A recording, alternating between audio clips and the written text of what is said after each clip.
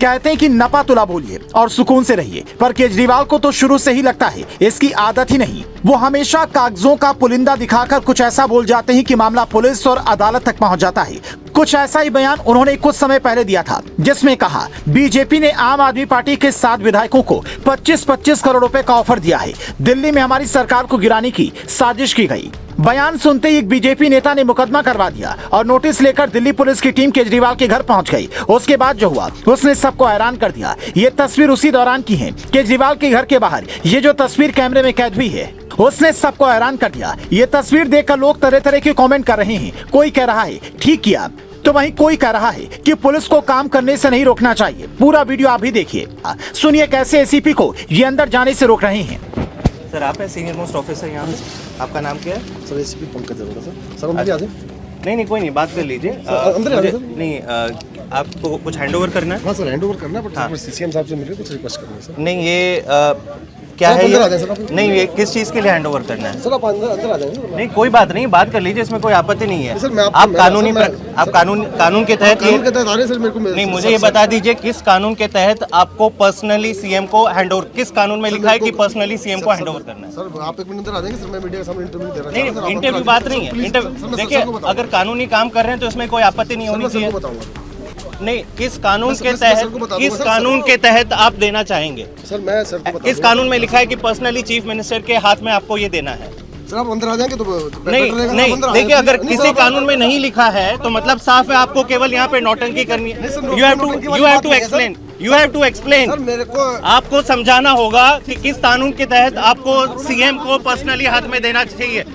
ED के summons email में आते हैं, कानून के समझ समझा दूंगा। नहीं ईडी के समन्स ईमेल में आते हैं, सीबीआई के ईमेल्स में आते हैं, हर दिन ढेरों समन्स आते हैं।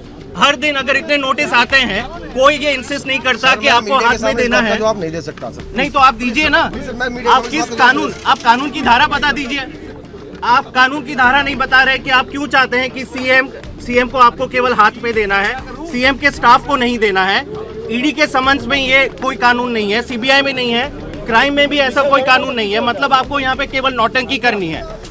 सर मैं मीडिया के सामने बात कर रहा हूं, मुझे कानून की धारा बता दीजिए। सर आप कानून के तहत समझा दूंगा सर। मैं नहीं समझाना नहीं है, कानून की धारा बता दीजिए जहाँ पे लिखा है कि मुझे पर्सनली सीएम के हाथ में ये थमाना है।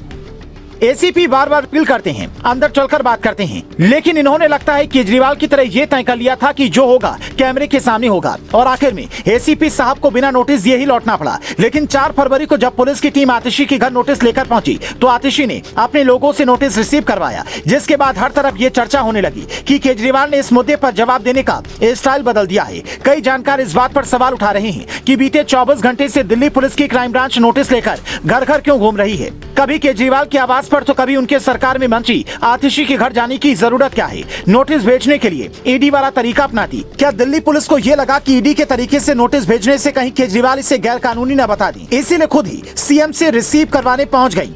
एसीपी पंकज अरोड़ा का तेवर देखकर साफ समझ में आ रहा है कि वो इस केस को बहुत ही आराम से और अच्छी तरह से हैंडल करना चाहते हैं। लेकिन अगर केजरीवाल और आतिशी ने साथ नहीं दिया तो फिर पुलिस कोई और रास्ता भी तलाश कर सकती है। कई लोग ऐसा दावा कर रहे हैं कि इस बार केजरीवाल ने जवाब देने का स्टाइल बदल दिया है। वो सीधे नोटिस रिसीव करके कुछ नहीं कहेंगे, बल्कि कानूनी सलाह की बात ईडी वाले नोटिस की तरह ही जवाब देंगे। पर सवाल है कि अगर केजरीवाल ये सबूत नहीं दे पाए कि उनके विधायकों को खरीदने की कोशिश किसने की, तो फिर क्या होगा?